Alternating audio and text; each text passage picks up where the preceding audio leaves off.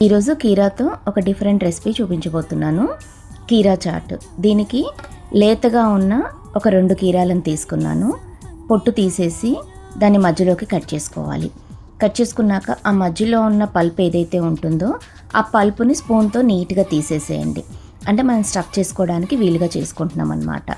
ఇప్పుడు ఆ తీసిన పల్ప్ ఏదైతే ఉంటుందో దాన్ని సన్నగా ముక్కల్లాగా కట్ చేసుకోవాలి. అది మనం స్టఫింగ్కి వాడతాము. దాంట్లో ఒక ఆనియను, నెక్స్ట్ ఒకటి సన్నగా తరిగిన క్యారెట్, టమాటో ఒకటి, కొత్తిమీర, హాఫ్ నిమ్మరసం వేస్తున్నాను. అంటే నేను తీసుకున్న క్వాంటిటీకి హాఫ్ నిమ్మరసం సరిపోతుంది. దాన్ని బాగా కలిపేసేయండి. కలిపేసినాక నెక్స్ట్ డ్రై ఇంగ్రీడియంట్స్ ఏవైతే ఉంటున్నాయో దాన్ని యాడ్ చేద్దాము.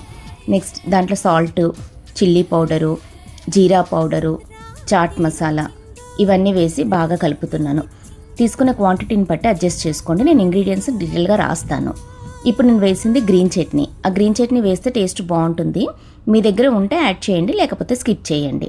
ఇప్పుడు ఆ చేసిన మిశ్రమాన్ని మనం కీరాలో స్టఫ్ చేసి తీయటి పెరుగు చిలికి దాన్ని వేసి దానిపైన నేను మిక్చర్ వేస్తున్నాను.